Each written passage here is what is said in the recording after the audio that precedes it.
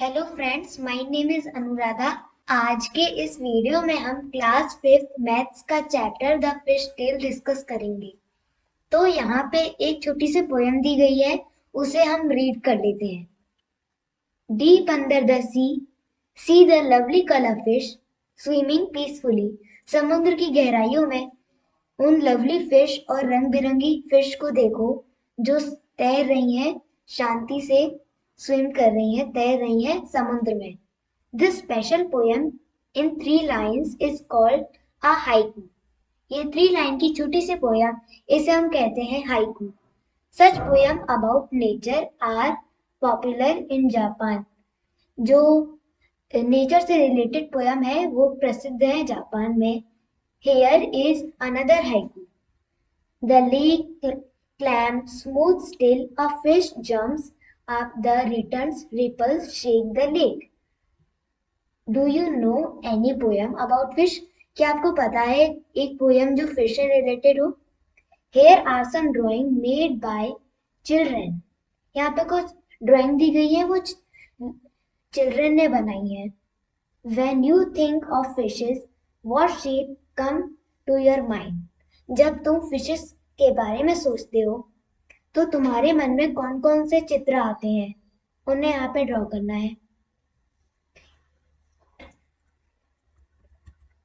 Try to use a square and a triangle to draw a fish. आप try कीजिए कि square and triangle से एक fish draw कीजिए। हम इसे बोर्ड पे करके देखेंगे। आप एक फिश ड्रॉ कर देते हैं जिससे आपको आइडिया आए।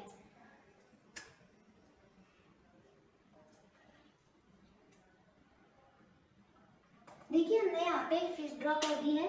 आप चाहे तो अपने हिसाब से भी कर सकते हैं। अब हम नेक्स्ट पेज पे चलते हैं। अब हम इस यहाँ पे दूसरा पेज है, इसको रीड कर लेते हैं और क्वेश्चन के आंसर देते हैं। Look for fish design around you on cloth, in paintings, on mats etcetera. आपको कहीं फिश की ड्राइंग मिलती है बेडशीट पे या फिर पेंटिंग पे और मैट पे।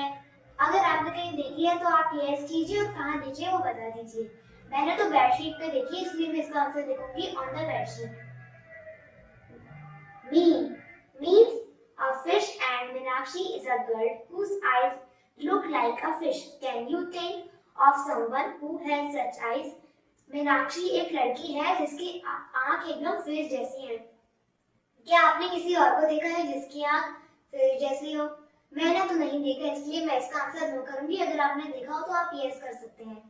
Draw a face with fish eyes. आपको एक फेस ड्रॉ करना है जो जिसकी आंखें फिश जैसी हो। मैंने यहाँ पे एक लड़की का चेहरा ड्रॉ किया है। आप इसको बना सकते हैं या फिर अपने मन से कोई भी लड़की या लड़का ऐसी अलग तरह की फिश की ड्राइंग बना सकते हैं, पर उसकी आंख एकदम फिश की जैसी होनी चाहिए। अब अगले क्वेश्चन पे चलते हैं। सेकंड क्वेश्चन है हमारा, fish can have very different sizes.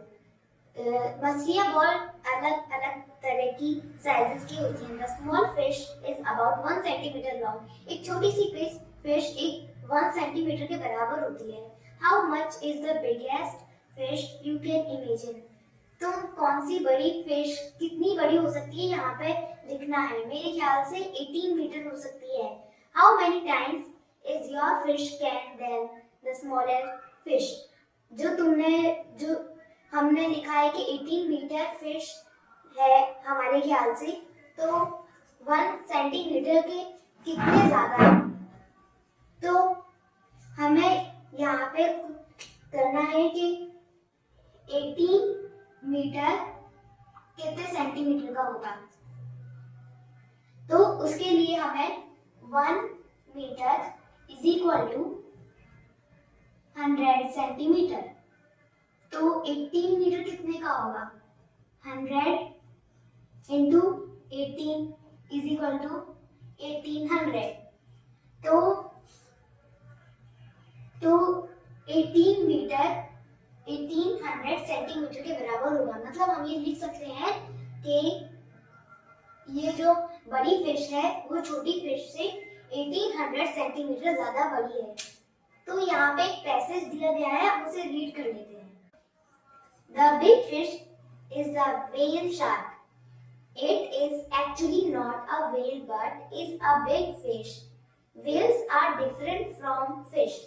Whales breathe like we do through their noses, but fish have no nose and they take in water. No, not air. Whales give birth to babies, but fish lay eggs. The whale shark fish looks big and dangerous but is quite harmless. It does not attack human. इस passage का मतलब है सबसे बड़ी मछली whale shark होती है। वह सच में व्हेल शार्क नहीं होती, वो बड़ी बड़ी बड़ी मछली होती है और वह मछलियों से अलग होती है और उसके पास हमारे जैसी नाक होती है जिससे कि वो सांस ले पाए, बट मछलियों के पास नाक नहीं होती जिससे कि वो सांस ले पाए। व्हेल शार्क बच्चे देती है और दूसरी मछलियां अंडे देती हैं और जो व्हेल शार्क होती है वो इतनी ज्यादा हार्मलेस नहीं होती और ज्यादा डेंजरस नहीं होती और वो ह्यूमंस बीइंग पे अटैक नहीं करती। अब अगला पैसेज देखते हैं। On whale shark was as long as 18 meter. एक बड़ी व्हेल शार्क 18 मीटर लॉन्ग होती है। Just think how long that is. Almost 12 children of your size standing on top of the other. तुम्हारे जैसे 12 बच्चे खड़े हो जाएंगे उतनी वो बड़ी होगी। And guess what its weight? उसका वेट कितना होगा तुम सोच सकते हो। Well, much more than what 12 of you together weigh. Its weight was about 16,000 kg. तुम सोच सकते हो इतनी ज्यादा 16,000 kg उसका वेट हो सकता है। अब यहाँ पे कुछ क्वेश्चन दिए गए हैं, उन्हें जब About how many kilometer do you weigh? Dash. आपका वेट किलोग्राम्स का है तो हम यहाँ पे लिखेंगे 30 किलोग्राम्स। आपका जितना वेट हो आप लिख सकते हैं। So 12 children like you put together will weigh about dash kg. तुम्हारे जैसे और 12 बच्चे हो जाएंगे तो कितना होगा। हमारा वेट 30 है और 12 बच्चे लाने हैं तो 12 into 30 आएगा 360. About how much more does the whale shark weigh than 12 children like you put together? और कितना वेट लगेगा व्हेल शार्क के बराबर लाने में। अगर हम 16,000 को माइनस करें 360 से तो आएगा 15,640। अगर आपको ये वीडियो अच्छा लगा तो लाइक एंड सब्सक्राइब जरूर कीजिएगा। आई होप कि ये वीडियो आपको समझ आया होगा। अगर आपको कोई भी इंक्वायरी है तो कमेंट सेक्शन में जरूर बोलिएगा, हम आपकी इंक्वायरी जरूर सुनेंगे। धन्यवाद। हेलो फ्रेंड्स, आज के इस वीडियो में हम क्लास 5 मैथ्स का चैप्टर 1 डिस्कस करेंगे। टॉपिक है हमारा द फिश टेल। इससे प्रीवियस वीडियो में हमने इसी चैप्टर का पेज नंबर 1 एंड 2 डिस्कस किया था और ये कुछ एक्सरसाइज डिस्कस की थी। तो अगर आपने वो वीडियो नहीं देखा है तो डिस्क्रिप्शन में उसका लिंक दिया गया है, आप वहां से जाके उस वीडियो को देख सकते हैं। तो आज का टॉपिक हम स्टार्ट करते हैं। टॉपिक है हमारा the fish tail. To see the difference between whales and fish, look carefully at their tails. क्या तुम्हें पता है व्हेल्स और फिश की पूंछ में डिफरेंस आपको पता है? Can you see that the fish tell stand flat along its body? जो फिश की जो टेल होती है वो उसकी बॉडी से पूरी फ्लैट होती है, but tail of the whale almost look like 2 leg. पर जो व्हेल के जो पैर होते हैं वो 2 लेग जैसे होते हैं। Can you spot the fish in the picture? अगला टॉपिक है हमारा schools of fish. Fish like to swim together in the sea in big groups called schools. जो फिश होती हैं वो बड़े बड़े झुंड में चलती हैं, उस झुंड को हम कहते हैं schools of fish. In their school they feel safe from the bigger fish. वो इस झुंड में अपने आप को बहुत सुरक्षित महसूस करती हैं। Do you feel safe in your school? क्या आप भी सुरक्षित महसूस करते हैं अपने स्कूल में? तो इसका आंसर यस आएगा, क्योंकि वहाँ पे बहुत सारे लोग होते हैं, तो हम अपने आप को सुरक्षित महसूस करते हैं। तो यहाँ पे कुछ पिक्चर्स दी गई हैं। यहाँ पे एक क्वेश्चन भी दिया गया है, to scare away the bigger fish some small fish drink up a lot of water, swell up and look big. जो छोटी फिश होती हैं अपने अंदर पानी पी लेती हैं जिससे कि वो बड़ी लगने लगे। यहाँ पे एक क्वेश्चन है, उसे रीड कर लेते हैं। Jincy use this shape to make drawings of fish, now you also use some shapes to draw the different sea animals shown below।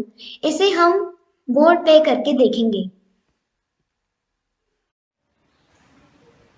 Topic है हमारा स्कूल ऑफ फिश। यहाँ पे क्वेश्चन दिया गया है, उसे रीड कर लेते हैं। जिनसे use the shape to draw makes drawings of fish, now you also use shapes to draw the different sea animals shown below. यहाँ पे कुछ शेप दिए गए हैं और उनसे बहुत सारे बच्चों ने ये ड्राइंग्स बनाई हैं। हमें भी सी एनिमल्स बनाने हैं, तो मैं एक स्क्वेड बनाती हूँ रेक्टेंगल से, ट्रायंगल से एंड कर्व से, और मैं यहाँ पे एक फिश बनाती हूँ रेक्टेंगल से एंड ट्रायंगल से और कर्व से, और मैं क्रैब भी बनाती हूँ।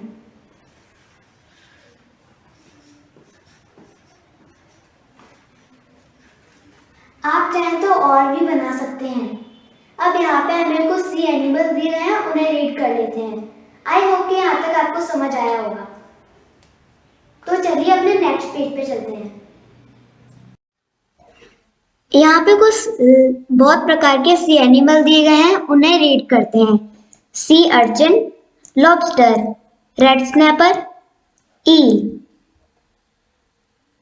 Octopus, clam, parrot fish, cuttle fish, prawn, jellyfish, squid, silver pomfret, crab. तो यहाँ पे बहुत सारे सी एनिमल दिए गए थे, हमने उन्हें रीड कर लिया है। यहाँ पे क्वेश्चन दिया गया है, उसका आंसर देते हैं। Which of these sea animal have you seen before? इनमें से कितने सी एनिमल तुमने आज से पहले देखे? मैंने एक भी नहीं देखा, तो मैं इसका आंसर नो करूंगी। तो अगर आपको ये वीडियो अच्छा लगा तो इसे लाइक एंड सब्सक्राइब जरूर कीजिएगा। हेलो फ्रेंड्स, आज के इस वीडियो में हम क्लास ऑफ मैथ्स का चैप्टर 1 डिस्कस करने वाले हैं। इससे प्रीवियस वीडियो में हमने पेज नंबर 4 to 5 डिस्कस किया था। अगर आपने वो वीडियो मिस कर दिया हो तो डिस्क्रिप्शन में उसका लिंक दिया गया है, आप वहां से जाके उस वीडियो को देख सकते हैं। तो आज का टॉपिक है हमारा फिशरमैन इन देयर बोट्स। तो चलिए यहाँ पे कुछ क्वेश्चन आंसर दिए गए हैं, उन्हें रीड करते हैं और उनका आंसर देते हैं। How many of you have seen the sea? तुम में से कितने लोगों ने सी देखा है? मैंने देखा है, मेरे बहुत सारे दोस्तों ने भी देखा है। Where did you see it? तुमने समुद्र कहाँ पे देखा है? तो मैंने ओडिशा में देखा है। आप चाहे तो अपने हिसाब से लिख सकते हैं, आपने मुंबई में देखा हो, सॉरी ओडिशा में देखा हो या फिर वेस्ट बंगाल में देखा हो, आप चाहे तो अपने हिसाब से लिख सकते हैं।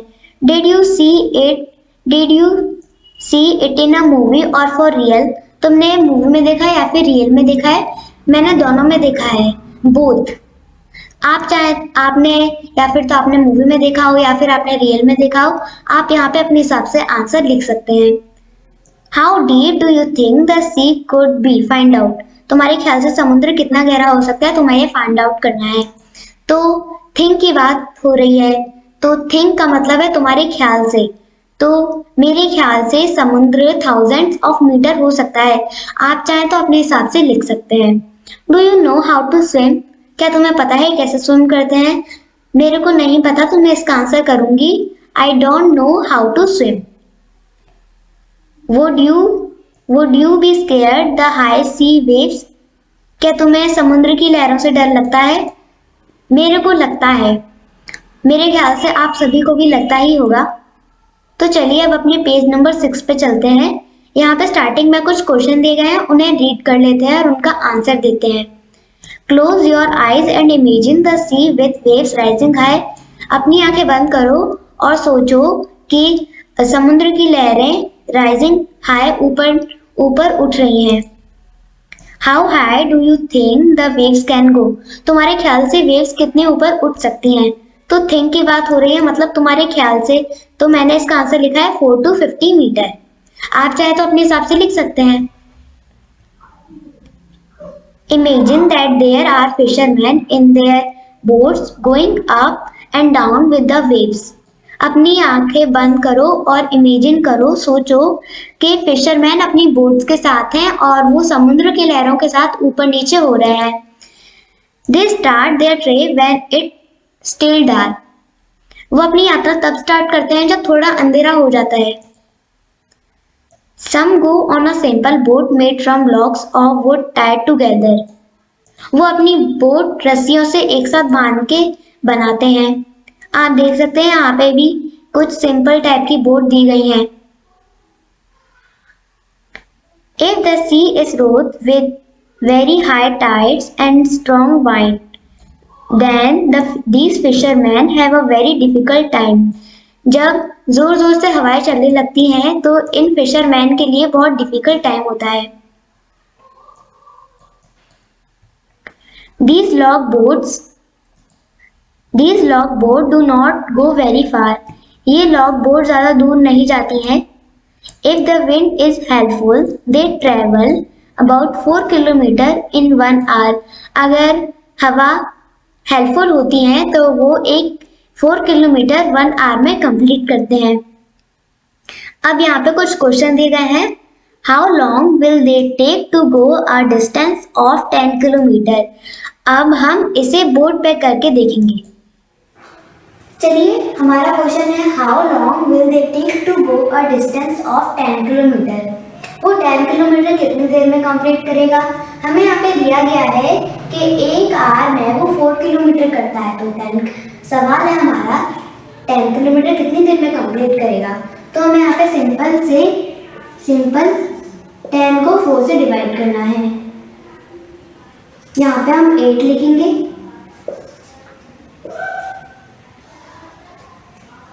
पॉइंट लगाया, 0 बढ़ाया, 4 की टेबल में 20 आता है 5 बार आता है। तो हमारा आंसर आया यहाँ पे 2.5। पर इसका मतलब क्या है? 2 का मतलब है सिंपल 2 आवर्स और 5 का मतलब है हमारा 5 मतलब आधा। तो 1 आवर का आधा क्या होता है? 30 minutes.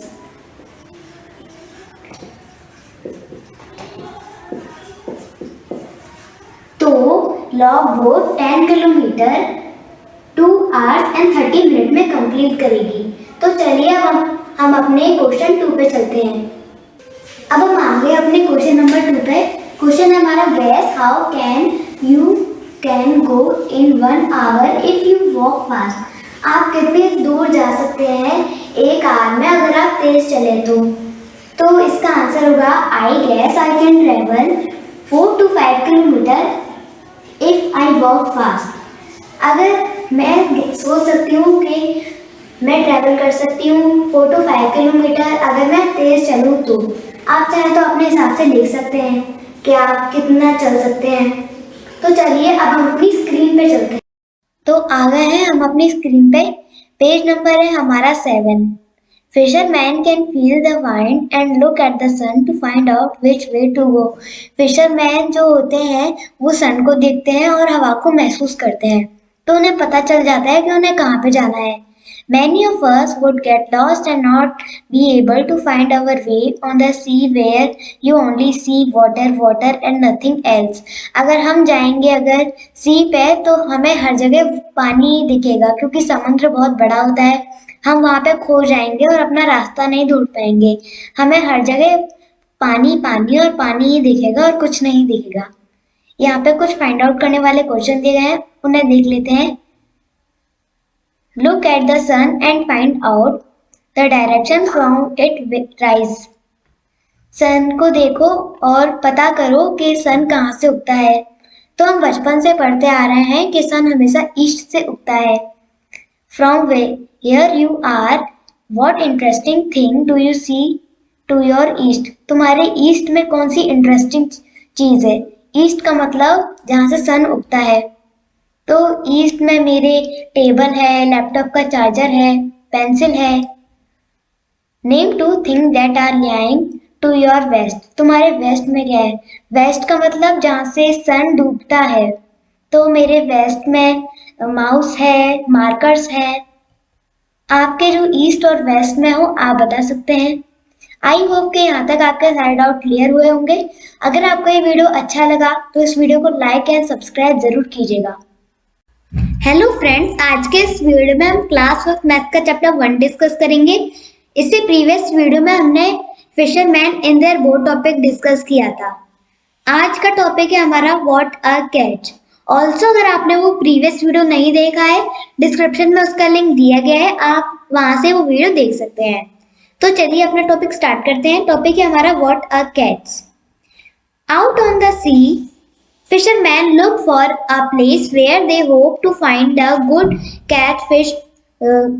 catch of fish. Fishermen, बहुत सारे फिशरमैन होते हैं जिनके पास बोट्स होती हैं, पर बहुत सारे फिशरमैन होते हैं जिनके पास बोट्स नहीं होती। वो फिशरमैन समुद्र के पास जाल बिछा के बैठते हैं और भगवान से प्रे करते हैं उन्हें एक अच्छी फिश मिल जाए। There they spread their nets, वो अपने जाल बिछाते हैं। They will have to wait for many hours for the fish to come into their nets. वो फिशरमैन उन्हें बहुत घंटे भी लग जाते हैं फिश का इंतजार करते करते कब वो नेट के अंदर फंसेंगी। यहाँ पे क्वेश्चन है, look at the different types of boats. Different types of boat को देखो। Some boats have motor and go further into the sea. कुछ बोट पे मोटर लगी होती है तो वो ज्यादा दूर जा सकती हैं। Since they go far out, they can catch more fish. वो ज्यादा फिश कैच कर सकती हैं। These boats travel faster at the speed of about 20 kilometer in 1 hour. ये बोट होती हैं वो ज्यादा तेज ट्रेवल कर सकती हैं क्योंकि इन पे मोटर लगी होती है। At the speed of about 20 kilometre in 1 hour, वो 20 किलोमीटर एक आवर में कंप्लीट करती हैं। How far would the motor boat go in 3.5 hours? इसे हम बोट पे करके देखेंगे। अब हम आ गए हैं अपने क्वेश्चन है हमारा, how far would the motor boat go 3.5 hour? वो 3.5 आवर में कितना ट्रेवल करेगी? तो हमें यहाँ पे गिवन है एक आवर में वो 20 किलोमीटर करती है। सबसे पहले हम 3 का निकालेंगे, फिर हाफ आवर का निकालेंगे। इसके लिए हमें 3 को 20 से मल्टीप्लाई करना पड़ेगा 3 आवर का निकालने के लिए, क्योंकि यहाँ पे एक आवर का दिया गया है, हमें 3 आवर का निकालना है तो हमें मल्टीप्लाई करना होगा। अगर हम 3 मल्टीप्लाई बाय 20 करें, हमारा आंसर आएगा 60। ओके, अब हम हाफ आवर का निकालते हैं। हाफ आवर का हम डिवाइड करके निकालेंगे। कैसे डिवाइड करेंगे? 20 को 2 से, हमें 2 इक्वल पार्ट में बांटना होगा जिससे कि वो प्लस करने से 2 बार प्लस करने से वापस वही आए। तो अगर हम डिवाइड करेंगे तो हमारा आएगा 10। अगर हम 10 को 2 बार इंटू करें तो हमारा आएगा वापस 20 ही, मतलब 10 हाफ है 20 का। तो हम इन दोनों को प्लस कर देते हैं जिससे कि हमारा आंसर आ जाए 60 + 10 = 70। मतलब 3.5 आवर में 70 किलोमीटर ट्रेवल करेगी। तो चलिए अब हम अपने सेकेंड क्वेश्चन पे चलते हैं। अब हम आ गए हैं अपने क्वेश्चन पे। सेकेंड क्वेश्चन है हमारा, how much time will they take to go 85 kilometre? वो 85 किलोमीटर कितनी देर में कंप्लीट करेगा? तो हमें यहाँ पे गिवन है एक आवर में वो 20 किलोमीटर करता है, तो 85 किलोमीटर कितने में करेगा? तो इसके लिए हमें 85 को ब्रेक करना पड़ेगा। कैसे करेंगे?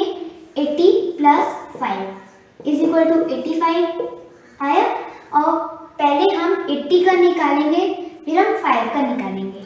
सबसे पहले हम 80 का निकालते हैं। उसके लिए हमें 80 को 20 से डिवाइड करना पड़ेगा, क्योंकि वो एक आवर में 20 किलोमीटर करती है। तो 80 कितना करेगी, इसके लिए हमें 80 को 20 से डिवाइड करना पड़ेगा। आंसर आएगा हमारे पास 4। अब हम 5 का निकालते हैं। इसके लिए हमें ये फाइंड आउट करना पड़ेगा कि 5 20 का कितना पार्ट है। तो हमें 20 को 5 से डिवाइड करना पड़ेगा। आंसर आएगा हमारे पास 4। अगर हम 5 को 4 टाइम मल्टीप्लाई करें तो आएगा हमारे पास 20। मतलब 5 20 का 1/4 पार्ट है। 1/4 हम ऐसे लिखते हैं। अब एक आर का 1/4 कितना है, तो इसके लिए हमें 60 को 4 से डिवाइड करना पड़ेगा, बिकॉज एक आवर में 60 मिनट्स होते हैं। तो आएगा हमारे पास आंसर 50। 1/4 पता चल गया। 1/4 कितना होता है एक आवर का, 15 मिनट्स।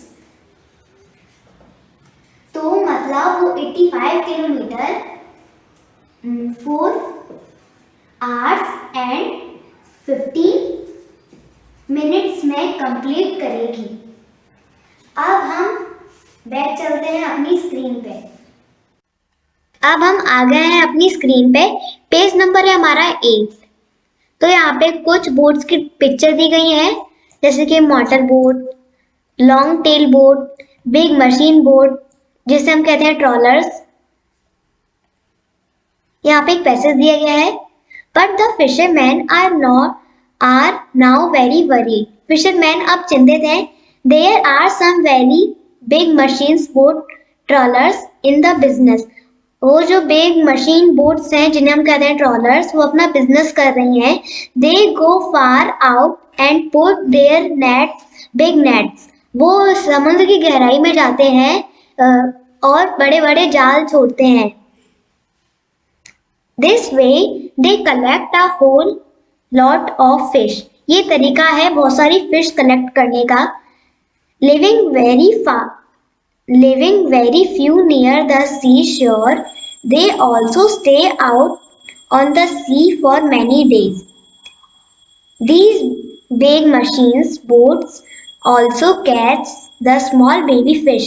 वो जो big machines हैं वो baby fish को भी पकड़ लेती हैं, which have yet to grow up, जो भी बड़ी हो रही होती हैं। Fishermen in the smaller boats always let the baby fish pass through their nets to go back into the sea. जो फिशरमैन होते हैं वो छोटी छोटी मछलियों को वापस समुद्र में फेंक देते हैं, उन्हें पानी में डाल देते हैं।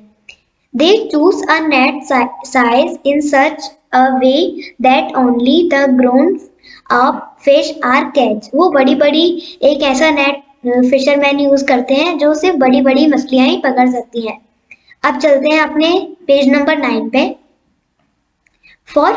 For hundreds of years, fishermen have cared for the sea and its fishes.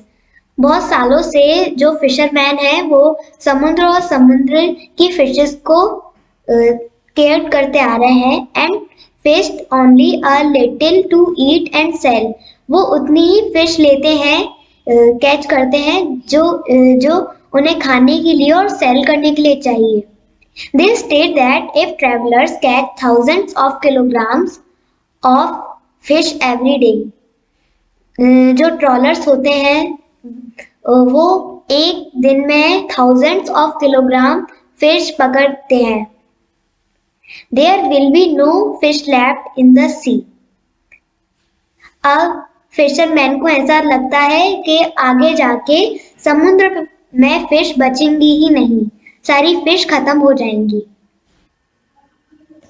यहाँ पे क्वेश्चन दिया गया है, write a news report about the dangers faced by the fishes in our rivers and seas. आपको एक न्यूज़ तैयार करनी है जो मछलियाँ डेंजर्स फेस करती हैं, जो मुश्किलें फेस करती हैं, उनके उसे जोड़ के एक न्यूज़ तैयार करनी है। ये आपको खुद से करना है। आई होप कि यहाँ तक आपके सारे डाउट क्लियर हुए होंगे। अगर आपको ये वीडियो अच्छा लगा तो लाइक एंड सब्सक्राइब जरूर कीजिएगा। हेलो फ्रेंड्स, आज के इस वीडियो में हम क्लास 12 मैथ का चैप्टर 1 डिस्कस करने वाले हैं। इसी प्रीवियस वीडियो में हमने इसी चैप्टर का what a catch topic discuss किया था। आज के वीडियो में हम which boat gets how much topic discuss करेंगे। ऑल्सो अगर आपने वो प्रीवियस वीडियो मिस कर दिया है, डिस्क्रिप्शन में उसका लिंक दिया गया है, आप वहां से जाके वो वीडियो देख सकते हैं। तो चलिए आज का टॉपिक हम स्टार्ट करते हैं। टॉपिक है हमारा which boat gets how much. In one trip the long boat brings about 20 kg of fish. एक ट्रिप में जो लॉन्ग बोट होती है वो 20 kg ऑफ फिश कैच करती है। But another types of boats bring a bigger catch as given in the table. पर जो दूसरी बोट्स होती हैं वो इससे ज्यादा फिश कैच करती हैं और गिवन इन द टेबल। तो ये टेबल की बात कर रहा है। कहाँ है हमारी टेबल? ये रही हमारी टेबल। यहाँ पे types of boat catch of fish in one trip in KG. तो यहाँ पे लॉन्ग बोट की 20 kg, लॉन्ग टेल बोट की 600 kg, मोटर बोट की 800 kg, मशीन बोट की 6000 kg।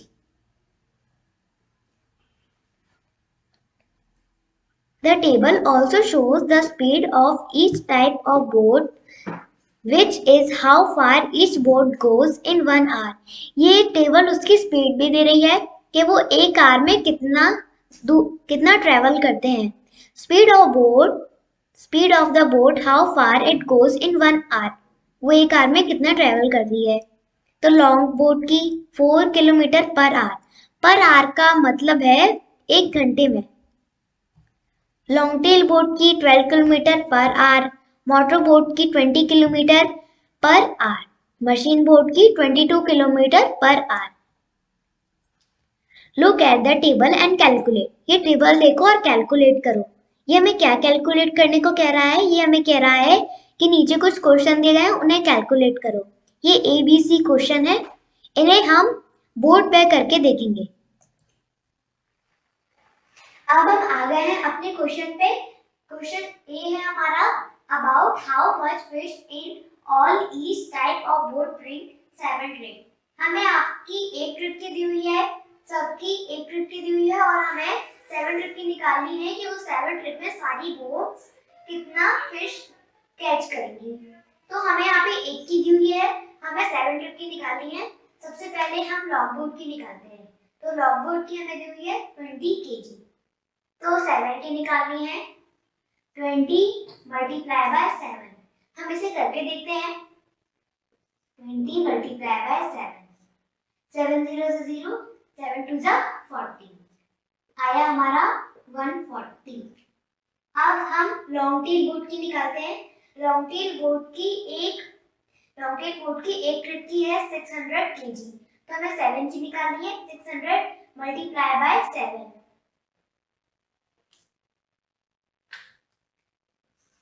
600 मल्टीप्लाई बाय 7, हम ऐसा मल्टीप्लाई करके देखते हैं। 7 0 से 0, 7 0 से 0, 7 6 जा 42, तो आंसर है हमारा 4200। अब हम मोटर बोट की निकालते हैं और मोटर बोट की हमें दी हुई है कि एक ट्रिप में वो 800 kg कैच कर रही है, तो हमें 7 ट्रिप की निकालनी है। तो इसके लिए हमें 800 मल्टीप्लाई बाय 7 करना होगा।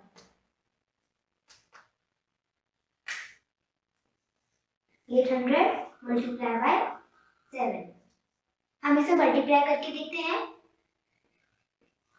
800 मल्टीप्लाई बाय 7, 7 0 से 0, 7 0 से 0, 7 8 जा 56, तो आंसर आया हमारा मोटर बोट की 7 ट्रिप की वो कितनी फिश कैच करेगी? 5600। अब हम मशीन बोट की निकालते हैं। तो हमें मशीन बोट की यहाँ पे दी हुई है कि वो एक ट्रिप में 6000 kg कैच कर रही है फिश, तो हमें 7 ट्रिप की निकालनी है। 6000 मल्टीप्लाई बाय 7, 6000 मल्टीप्लाई बाय 7। हम इसे मल्टीप्लाई करके देखते हैं। 6000 मल्टीप्लाई बाय 7, 7 0 0, 7 0 0, 7 0 0, 7 6 42। तो आंसर आया हमारा कि मशीन बोट 7 ट्रिप में 42,000 kg फिश कैच करेगी।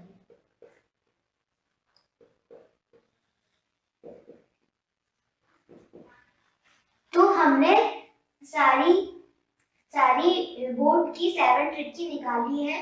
ये लॉन्ग बोट की, ये लॉन्ग टेल बोट की, मोटर बोट की, मशीन बोट की।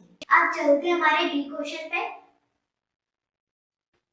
अब चलते हैं अपने बी क्वेश्चन पर। बी क्वेश्चन है हमारा about how far can a motor boat go in 6 hour. Motor boat 6 hour में कितनी दूरी तय करेगी। तो हमें यहाँ पे मोटर बोट का दिया हुआ है कि वो पर आवर मतलब एक आवर में 20 किलोमीटर तय करती है। तो यहाँ पे 6 का निकालने को बोल रहा है, तो हमें 20 मल्टीप्लाई बाय 6 करना होगा। 20 मल्टीप्लाई बाय 6। हम इसे मल्टीप्लाई करके देखते हैं।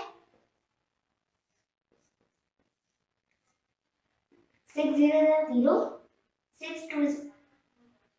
2 12। तो आंसर आया हमारा 120। अब चलते हैं हम अपने सी क्वेश्चन पे। क्वेश्चन है हमारा if a long tail boat to travel 60 kilometre, how will it take? Long tail boat को 60 किलोमीटर ट्रेवल करने में कितनी देर लगेगी। हमें यहाँ पे दिया हुआ है कि वो एक आवर में 12 किलोमीटर करती है। तो हमें 60 का निकालना है। इसके लिए हमें 60 को 12 से डिवाइड करना होगा। चलिए अब हम इसे डिवाइड करके देखते हैं।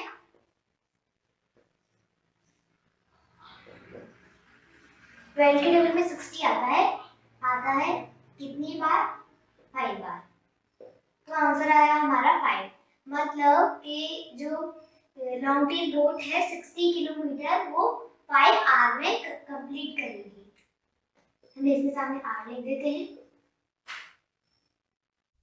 हेलो फ्रेंड्स, आज के इस वीडियो में हम क्लास 5 मैथ्स का चैप्टर 1 डिस्कस करने वाले हैं। इससे प्रीवियस वीडियो में हमने इसी चैप्टर का topic some big numbers discuss किया था।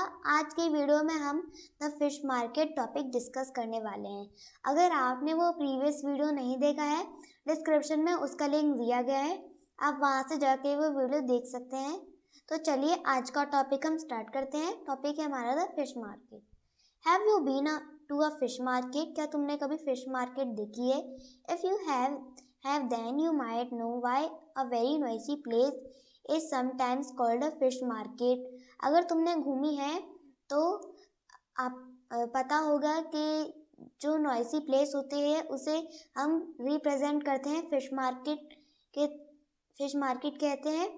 जैसे कि अगर टीचर आते हैं और बोलते हैं क्या क्लासरूम को फिश मार्केट बना रखा है, वो इसलिए बोलते हैं क्योंकि वो क्लासरूम बहुत नॉइसी हो जाता है, मतलब वहाँ पे बहुत शोर होने लगता है। लाइक अ फिश मार्केट में भी बहुत शोर होता है। This fish market is busy today. यहाँ पे एक फिश मार्केट की बात हो रही है। ये फिश मार्केट आज बिजी है। Many boats have brought a good catch. बहुत सारी बोट्स ने बहुत अच्छी फिश पकड़ी है। The fisher women are shouting out their prices to the buyers. बहुत सारी फिशर वुमेन शाउटिंग कर रही हैं फिशेस के प्राइसेस को। Mini come here take sardines at ₹40 a kg. Sardines ले लो, 1 केजी 40 रुपीज़ की मिलेंगी। Gracy never so cheap, get sword fish for ₹60 a kg. Gracy बोल रही है स्वॉर्ड फिश ले लो, 1 केजी 60 रुपीज़ की मिलेंगी। Floramma sells prawns for ₹150 a kg. बोल रही है कि प्रॉन्स ले लो 150, एक केजी 150 की मिलेंगी। Karuthamma sells squid for ₹50 a kg. वो बोल रही है कि 1 केजी ले लो 50 रुपीज की। Look Fazila can hardly carry this big king fish. She says this fish weighs 8 kg. Fazila ने एक किंग फिश पकड़ी है, वो 8 केजी की है। If will sell the whole for ₹1200। वो बोल रही है मैं ये पूरी बेच दूंगी 1200 रुपीज में। यहाँ पे कुछ प्रैक्टिस टाइम के कुछ क्वेश्चन दिए गए हैं, उन्हें हम बोर्ड पे सॉल्व करेंगे। अब हम आ गए हैं अपने प्रैक्टिस टाइम के क्वेश्चन नंबर 1 पे। क्वेश्चन है हमारा, at what price per KG did Fazila sell the king fish. हमें बोला गया है कि अगर 1 केजी की क्या होगी प्राइस किंग फिश की, तो हमें 8 केजी की पता है 1200 रुपीज, तो हमें 1 केजी की निकालनी है। इसके लिए हमें 1200 को 8 से डिवाइड करना होगा। हम इसे कैसे डिवाइड करेंगे हम यहाँ पे आपको करके बताते हैं। सबसे पहले 1200 बाय 8 की टेबल में 12 नहीं आता, इससे छोटा नंबर 8 4 1 40। 8 की टेबल में 40 आता है कितनी बार? 5 बार। नीचे 0, तो आया आंसर हमारा 150। मतलब 1 केजी की प्राइस होगी 150 रुपीज। तो चलिए अब हम अपना सेकंड क्वेश्चन सॉल्व करते हैं। अब हम अपने सेकंड क्वेश्चन को सॉल्व करते हैं। सेकंड क्वेश्चन है हमारा, Floramma has sold 10 kg prawns today, how much money did she get for that. Floramma ने आज के दिन में 10 kg प्रॉन्स सेल किए हैं और उसे कितना पैसे मिला है। तो हमें 1 केजी की दी हुई है, 1 केजी प्रॉन्स है 150 केजी की, तो हमें यहाँ पे 10 केजी प्रॉन्स की निकालनी है, क्योंकि एक दिन में उसने 10 केजी बेची है। तो इसके लिए हमें 150 को 10 से मल्टीप्लाई करना होगा। 150 मल्टीप्लाई बाय 10, 0 से 0 0, 1 0 से 0, 1 5 से 5, 1 1 से 1। तो आंसर आया हमारा 1500।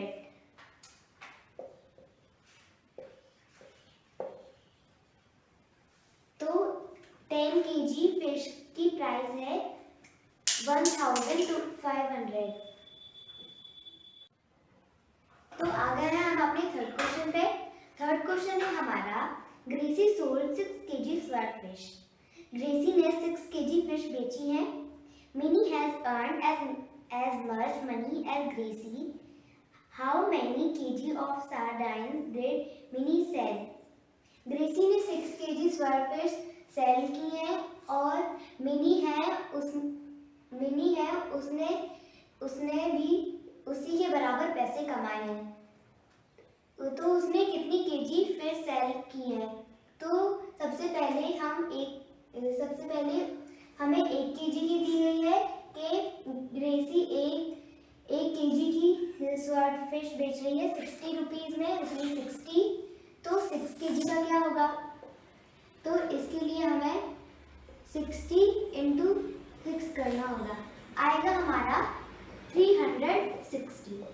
मतलब मिनी ने भी इतने ही पैसे कमाए हैं, पर मिनी ने कितनी फिश बेची है ये हमें फाइंड आउट करना है। इसके लिए हमें 360 को डिवाइड करना होगा उसी के दाम में जितना वो बेच रही है। तो मिनी का दाम है 40 रुपीज अ केजी, तो इसे हम 40 से ही डिवाइड करेंगे। 360 डिवाइडेड बाय 40, 0 से 0 गया 0, 4 के टेबल में 36 कब आता है? 9 बार। तो मतलब कि मिनी ने 9 केजी फिश सेल की है। तो चलते हैं हम अपने फोर्थ क्वेश्चन पे। तो आ गए हैं हम अपने फोर्थ क्वेश्चन पे। फोर्थ क्वेश्चन है हमारा, बशीर हैज ₹100। बशीर के पास 100 रुपीज थे। He spends 1/4 of the money of squid and another 3/4 of prawns. उसने 1/4 स्पेंड किए स्क्विड पे और 3/4 स्पेंड किए प्रॉन्स पे। तो हमें ये फाइंड आउट करना है कि उसने कितने केजी फिश खरीदी। तो इसके लिए हमें 1/4 100 का 1/4 क्या होगा? 100 का 1/4 25 होगा। अब हमें ये निकालना है कि 25 50 का कितना पार्ट है। 25 50 का आधा पार्ट है, मतलब 1/2। तो मतलब उसने 1/2 हाफ केजी फिश खरीदी, स्क्विड फिश खरीदी। सेकेंड क्वेश्चन है हमारा, how many kilograms of prawns did she buy. उसने प्रॉन्स कितनी खरीदी, कितनी केजी खरीदी? 3/4 उसने खरीदी। 100 का 3/4 क्या होता है? 75। और 75 150 का कितना पार्ट है? हाफ पार्ट है, मतलब 75 उसने प्रॉन्स हाफ केजी खरीदी। हेलो फ्रेंड्स, आज के इस वीडियो में हम क्लास 6 मैथ का चैप्टर 1 डिस्कस करने वाले हैं। आज के टॉपिक में हम some big numbers topic discuss करेंगे। इससे प्रीवियस वीडियो में which boats get how much topic discuss किया था। अगर आपने वो प्रीवियस वीडियो नहीं देखा है, डिस्क्रिप्शन में उसका लिंक दिया गया है, आप वहां से जाके वो वीडियो देख सकते हैं। तो चलिए आज का टॉपिक हम स्टार्ट करते हैं। टॉपिक है हमारा सम बिग नंबर्स। तो इस टॉपिक में सबसे पहले हम लैक नंबर लिखना सीखेंगे। आपने लैक नंबर लिखना 4th क्लास में सुना या पढ़ा तो होगा ही। इसके पीछे 5 जीरो होते हैं और इसे हम इस तरीके से लिखते हैं।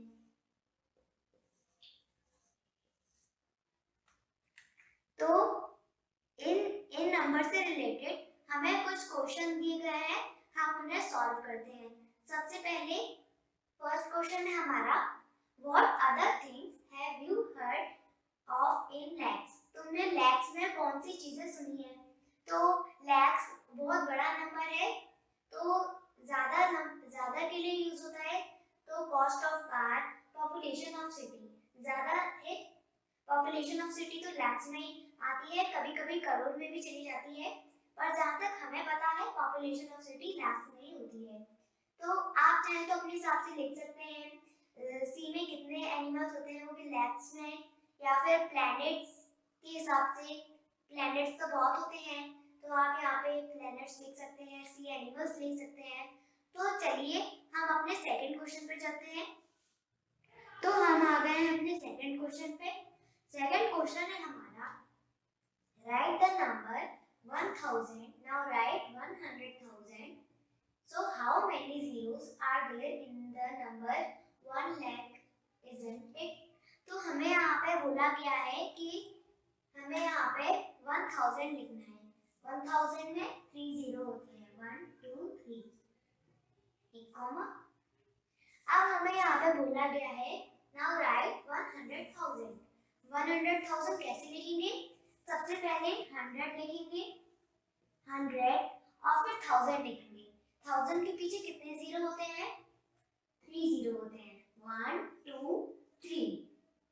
तो एक तरफ से ये 1 लाख ही हो गया, क्योंकि अगर हम 1000 को 100 बार इंटू करें तो हमारा आएगा 1 लाख।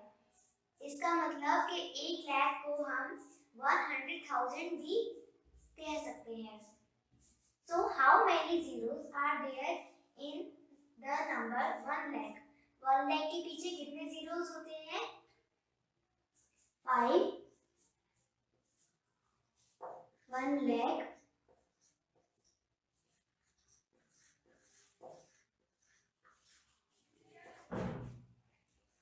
so आंसर आएगा यहाँ पे, there are 5 zeros the number of 1 lakh. अब चलते हैं हम अपने थर्ड क्वेश्चन पे। तो आ गए हम अपने थर्ड क्वेश्चन पे। थर्ड क्वेश्चन है हमारा, there are about 2 lakh boats in our country. Half of them are without a motor. What is the number of boats with a motor? Write it. तो हमें यहाँ पे बोला गया है कि 2 लाख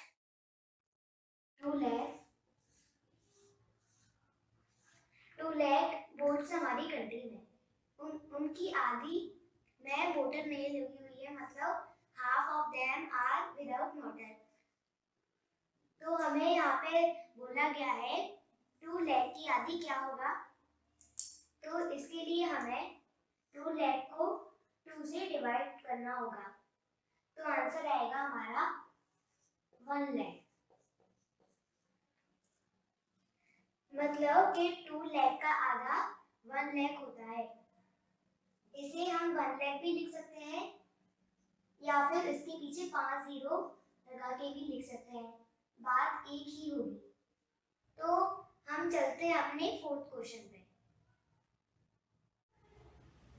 अब हम आते हैं अपने फोर्थ क्वेश्चन पे। फोर्थ क्वेश्चन है हमारा, about 1/4 of the boats with a motor are big machine boats, how much 1000 machine are there. अभी हमने निकाला कि मोटर वाली बोट्स 1 लाख है और उनका 1/4 बिग मशीन्स बोट है। तो हमें ये फाइंड आउट करना है 1 लाख का 1/4 क्या होता है।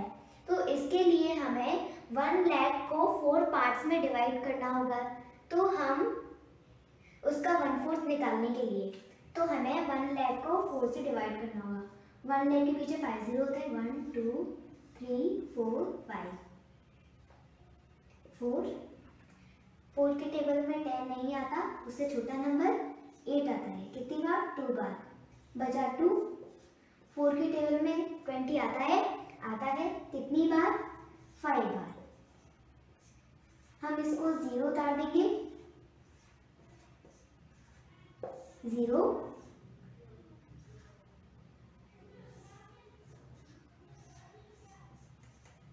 तो आंसर आया हमारा 25,000। मतलब कि 1 लाख का 1/4 पार्ट 25,000 है। अगर हम 25,000 को 4 बार मल्टीप्लाई करेंगे तो आएगा हमारा 1 लाख। अब 1 लाख से भी आगे कोई काउंटिंग होती है, जैसे कि 10 लाख, 1 करोड़, 10 करोड़। 1 करोड़ के पीछे 7 जीरो होते हैं, 1 2 3 4 5 6 7। There are 7 zero in 1 crore. यहाँ पे हेलो फ्रेंड्स, आज के इस वीडियो में हम क्लास 5th मैथ्स का चैप्टर 1 डिस्कस करने वाले हैं। इससे प्रीवियस वीडियो में हमने the fish market topic discuss किया था और उसके प्रैक्टिस टाइम के क्वेश्चन डिस्कस किए थे। आज के इस वीडियो में हम women's Meenkar bank topic discuss करने वाले हैं। ऑल्सो अगर आपने वो प्रीवियस वीडियो मिस कर दिया है, डिस्क्रिप्शन में उसका लिंक दिया गया है, आप वहाँ से जाके वो वीडियो देख सकते हैं। तो चलिए आज का टॉपिक हम स्टार्ट करते हैं। टॉपिक है हमारा वुमेन्स मीनकर बैंक। तो कुछ फिशर वुमेन्स ने अपना एक बैंक चलाया था। फजीला वहाँ की प्रेसिडेंट थी, मतलब वो चलाती थी उसको। 20 फिशर वुमेन ने अपना खुद का बैंक चलाया था और वो एक फिशर वुमेन 1 महीने में ₹25 उस बैंक में डालती थी। तो अब हमें इससे रिलेटेड कुछ क्वेश्चन करने हैं। तो क्वेश्चन 1 है हमारा, how much money does the group collect each month. तो हमें यहाँ पे दिया गया है कि एक लेडी 1 महीने में ₹25 सेव करती है। तो वो एक ग्रुप का पूछ रहा है, तो वो 20 फिशर वुमेन ने तो बनाया था, तो हमें यहाँ पे 20 फिशर वुमेन का निकालना है। तो हम 20 × 25 कर देंगे, आएगा हमारा ₹500। मीन्स उनका पूरा एक ग्रुप 1 महीने में ₹500 सेव करेगा। तो चलिए हम अपने सेकंड क्वेश्चन पे चलते हैं। तो हम आ गए हैं अपने सेकंड क्वेश्चन पे। सेकंड क्वेश्चन है हमारा, how much money will be collected in 10 years. अभी हमने निकाला कि वो 1 मंथ में उनका पूरा एक ग्रुप ₹500 सेव करता था, तो हमें यहाँ पे 10 ईयर्स की निकालनी है। सबसे पहले हम 1 ईयर की निकालेंगे।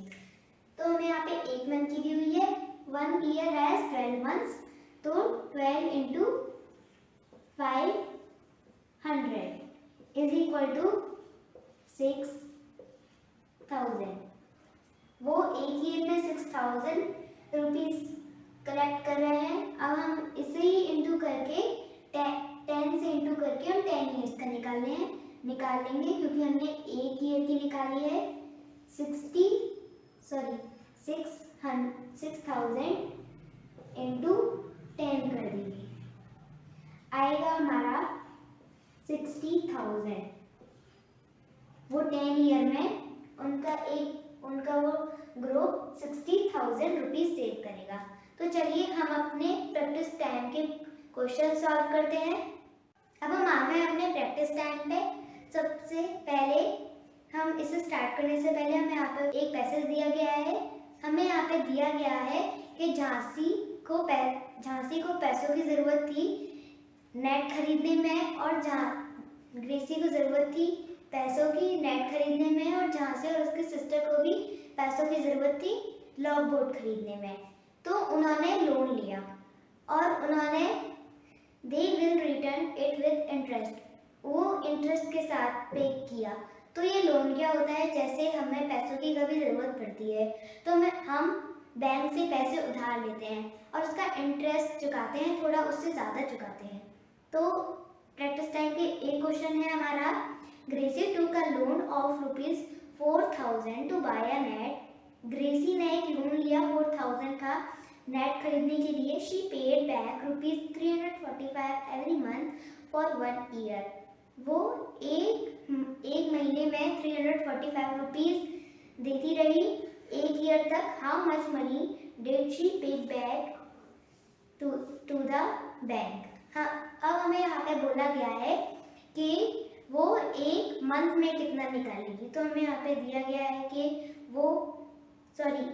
एक साल में कितना निकालेगी। तो हमें यहाँ पे एक मंथ का दिया गया है।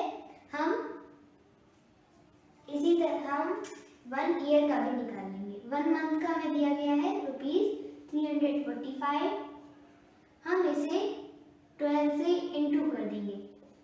हमें यहाँ पे एक मंथ की दी हुई है, 1 ईयर है 12 months, so 345 multiply by 12।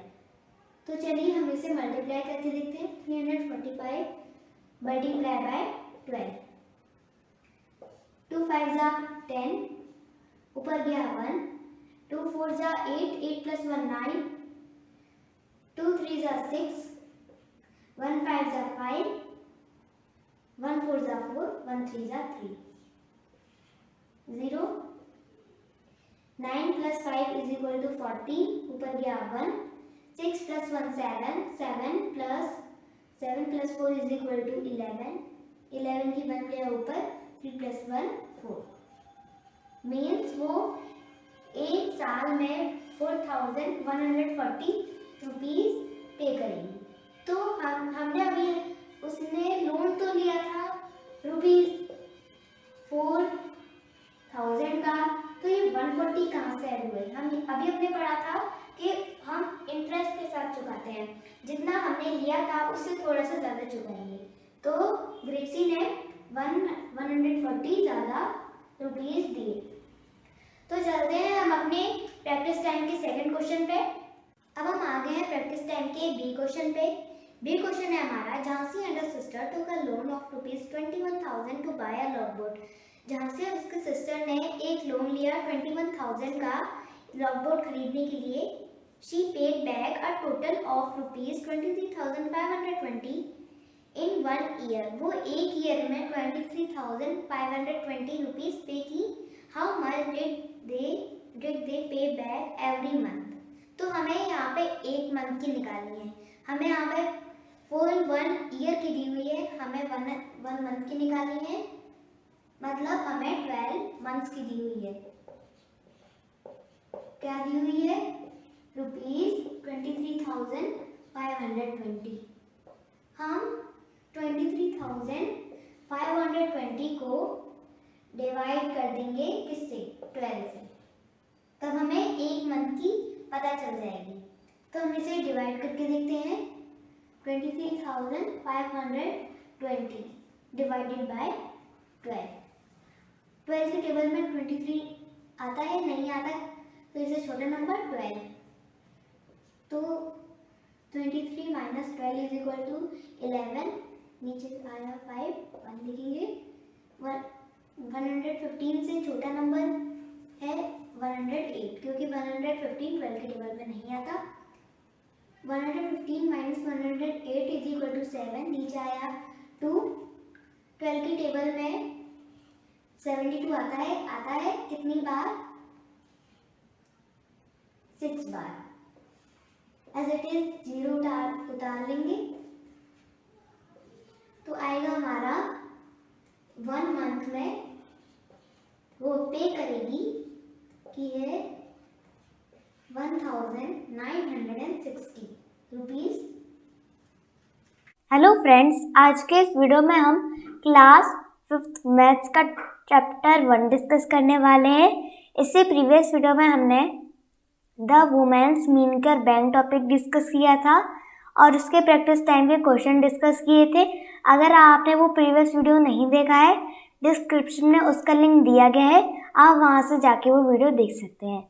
Also अगर आप हमारे चैनल पर नए हैं तो हमारे चैनल को सब्सक्राइब करना ना भूलें।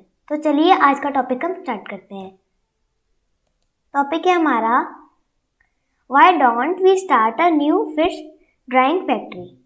अब वुमेन मीनकर बैंक की जो वुमेन थी, अब वो चाहती थी कि वो ड्राई फिश फैक्ट्री स्टार्ट करें। इसके लिए पंचायत ने उन्हें जगह दी थी और बहुत सालों में उन्होंने 74,000 रुपीज़ सेव किए थे। और जब फजीला वहाँ की प्रेसिडेंट थी, उसने कुछ लिस्ट बनाई थी ये फैक्ट्री स्टार्ट करने के लिए कि उन्हें किन किन चीज़ों की ज़रूरत होगी। तो यही टेबल हमें दी हुई है। ये रही हमारी table. Item, price of each. Price of each का मतलब है एक की cost, number of items, cost, उनकी कॉस्ट। तो फर्स्ट आइटम है बोरवेल फॉर फ्रेश वाटर। एक की कॉस्ट है ₹3000, उन्हें चाहिए एक, तो ऑल्सो इसकी कॉस्ट 3000 ही होगी। Bamboo rack for fish drawing, एक की कॉस्ट है 2000, उन्हें चाहिए 20, तो 2000 multiply by 20 is equal to 40,000। Cement tank, एक की कॉस्ट है 1000, उन्हें चाहिए 4, 1000 multiply by 4 is equal to 4000। Tray and knife, एक की कॉस्ट है 300, उन्हें चाहिए 20, 300 multiply by 20 is equal to 6000। Bucket, एक की कॉस्ट है 75, उन्हें चाहिए 20, 75 multiply by 20 is equal to 1500। Total cost to set up the factory. अब हमें इनकी टोटल कॉस्ट निकालनी है। अगर हम इन सबको कैलकुलेट करें तो आएगा हमारा 54,500। Okay. When fresh fish is dried, it becomes 1/3 its weight. जब फ्रेश फिश ड्राइड हो जाती है, वो अपने वेट की 1/3 हो जाती है। और in 1 month they plan to dry 6000 kg of fresh fish. और इस महीने उनका प्लान था कि वो 6000 kg फ्रेश फिश लें। How much dried fish will they get in a month. अब हमें यहाँ पे बताया गया है कि वो फ्रेश फिश जब ड्राइड हो जाती है, वो अपने वेट की 1/3 हो जाती है। तो जब उनका प्लान था कि 6000 kg फ्रेश फिश लेने का, तो हमें उसका 1/3 निकालना है क्योंकि वो ड्राइड फिश हो जाएंगी। 6000 divided by 3 is equal to 2000। Okay, kg। Hello friends, आज के इस वीडियो में हम क्लास 5th मैथ्स का चैप्टर 1 डिस्कस करने वाले हैं। इससे प्रीवियस वीडियो में हमने इसी चैप्टर का topic Why don't we start a new fish drawing factory topic discuss किया था। अगर आपने हमारा वो प्रीवियस वीडियो मिस कर दिया है, डिस्क्रिप्शन में उसका लिंक दिया गया है, आप वहाँ से जाके वो वीडियो देख सकते हैं। तो चलिए आज का टॉपिक हम स्टार्ट करते हैं। ऑल्सो अगर आप हमारे चैनल पर नए हैं तो हमारे चैनल को सब्सक्राइब करना ना भूलें। Floramba, let us first calculate for 6 kg of fresh fish. We buy fresh fish for ₹15 पर kg। 1 kg फ्रेश फिश मिल रही है 15 रुपये की। We sell red fish for ₹70 per kg। और वो सेल कर रहे हैं रेड फिश 1 kg 70 रुपीज़ की। We dry 6 kg fresh fish to get dash kg red fish. इससे प्रीवियस वीडियो में हमने पढ़ा था जब फिश ड्राइड हो जाती है तो वो अपने वेट की 1/3 हो जाती है, तो हमें 6 kg का 1/3 निकालना होगा क्योंकि वो 6 kg फ्रेश फिश ले रहे हैं। 6 का 1/3, 6 divided by 3 is equal to 2। आई इज इक्वल टू 2 आएगा 2 हमारा, मतलब 6 का 1/3 होगा 2। For 6 kg fresh fish we have to pay 6 into dash is equal to 90। अभी यहाँ पे लिखा हुआ है we buy fresh fish for ₹15 पर kg, तो हमें 15 से ही मल्टीप्लाई करना होगा 6 kg फ्रेश फिश लेने के लिए। 6 इंटू 15 इज इक्वल टू 19।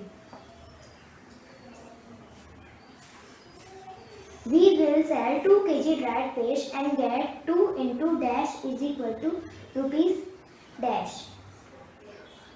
अभी हमें 70 से मल्टीप्लाई करना होगा 2 को, क्योंकि वो ड्राइड फिश 1 kg पर kg बेच रहे हैं 70 रुपीज़ की। 2 into 70 is equal to 140।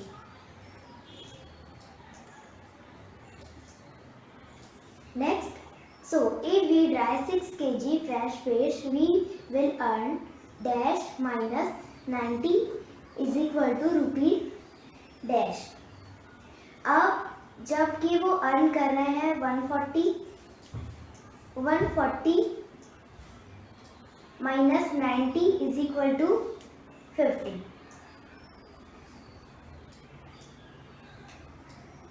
But if we dry 6000 kg we can earn rupees 6 into 100 in 1 month। अगर हम 6 को 1000 से मल्टीप्लाई करें तभी तो 6000 आएगा। तो चलिए अब हम अपने नेक्स्ट पेज पे चलते हैं। अब जो वुमेन थी वो इस प्लान से हैप्पी थी, तो उन्हें इसका प्रॉफिट मिल रहा था, तो वो अपनी सैलरी लेती थी 1 महीने में Jhansi. I found that for 6000 kg fish we would need 1500 kg salt every month. Its price is ₹2 per kg।